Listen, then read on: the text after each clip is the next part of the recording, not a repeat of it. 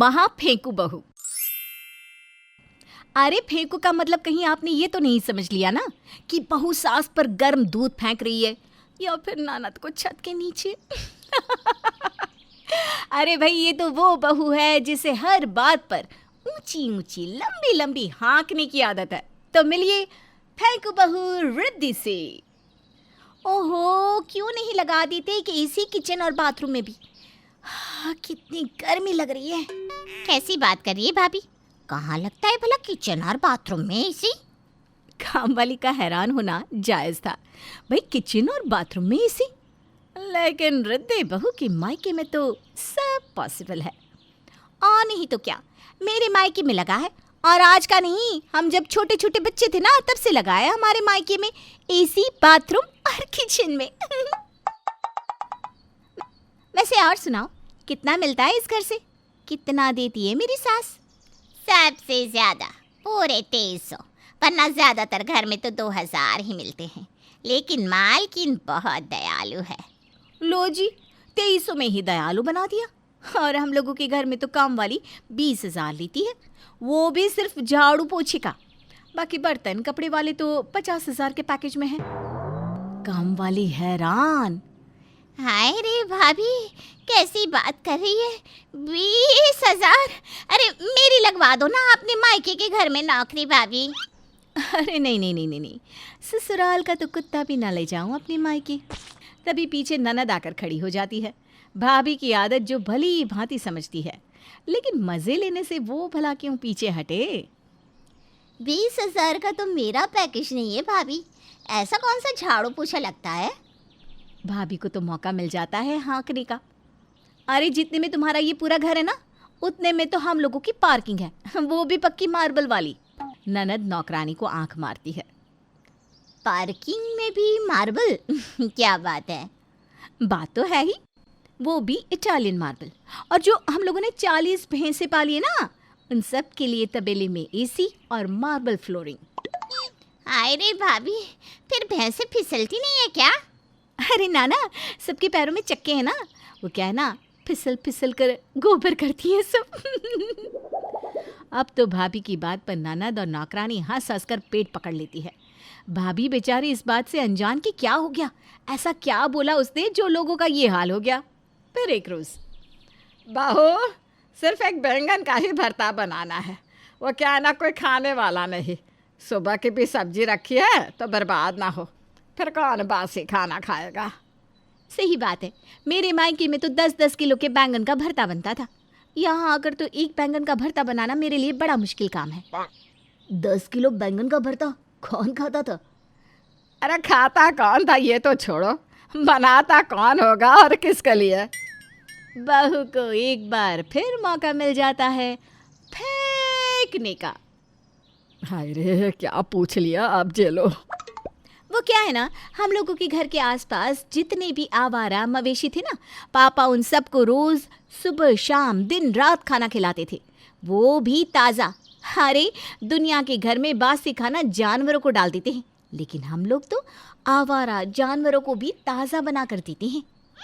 और जो बासी रहता है उसका क्या करते हैं भाभी? बासी तो हम ही गरम करके खा लेते थे। अच्छा चलो, बहुत बातें हो गई। आप लोग भी ना बातें शुरू करते हैं तो लंबी लंबी बातें हो जाती है। हमारी बातें लंबी है या तुम्हारी? इसकी बातें लंबी नहीं, फेंक फेंक के बातें करती है बहू हमारी। ओहो, आप लोग भी ना पता नहीं क्या बात कर रहे हैं और किसके लिए।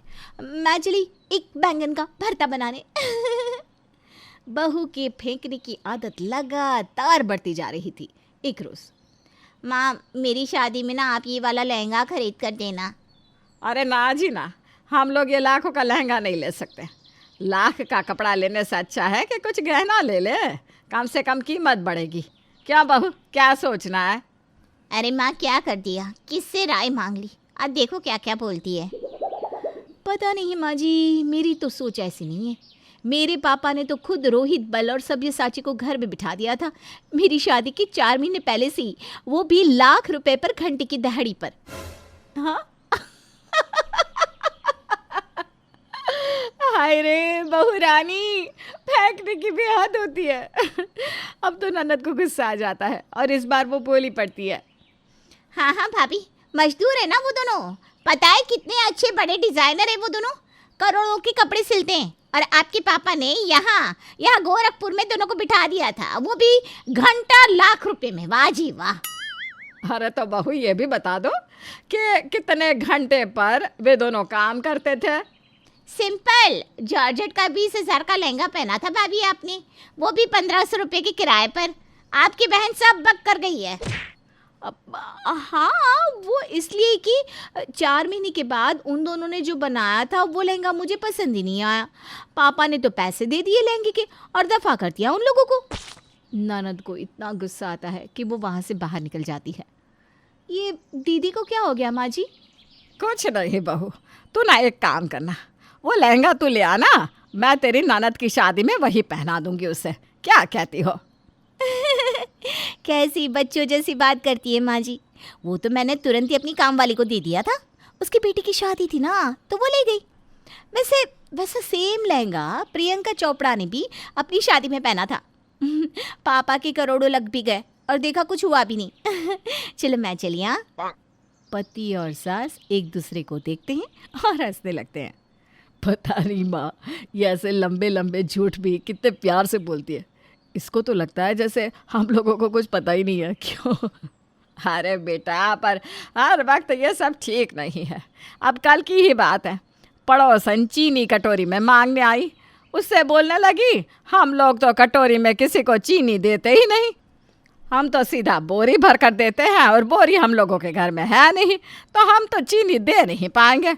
अरे सोचो, खाली हाथ गई बेचारी। तो क्या करे माँ, कोई उपाय भी तो नहीं है?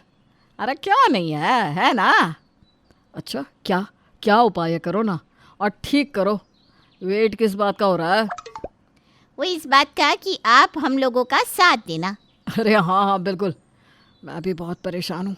मुझे तो इतना टॉर्चर करती है। कह रही थी उसके मम्मी पापा हनीमून में लंदन पेरिस गए थे तो उसे भी जाना है। भाभी की मम्मी तो कभी ट्रेन में ही नहीं बैठी, क्यों इतना झूठ बोलती है पता नहीं। वो तो ठीक है, खैर प्लान तो बताओ। प्लान ये है कि जैसे भाभी बात करती है अब सारे उनसे ऐसे ही बात करेंगे, समझे? मतलब फेंक के? ठीक है, बिल्कुल, आई एम रेडी। अब क्या था, प्लान में शामिल तो नौकरानी भी थी। अगले रोज़, क्या है भाभी, क्यों इतने हल्के हल्के कपड़े पहनती हो? ये मेरी साड़ी देख रही हो, बताओ तो कितने की होगी? होगी कोई यही 300-400 की। लो कैसी बात कर रही हो भाभी, इसमें तो इस साड़ी का फूल भी नहीं लगा है। क्यों? तभी ननद आ जाती है। अरे कमला, ये तो मनीष मल्होत्रा का डिज़ाइन है ना, कितने की पड़ी? 80,000 से कम की तो क्या ही होगी। अरे नहीं, कुछ भी नहीं भाभी, आपने जो साड़ी पहनी है ऐसे तो कम से कम 100 साड़ी आ जाए कमला की एक साड़ी में। अच्छा चलो मैं चलती हूँ, आज ना मेरी डेट है ऋतिक रोशन के साथ। बाय। अरे रुको, कुछ भी?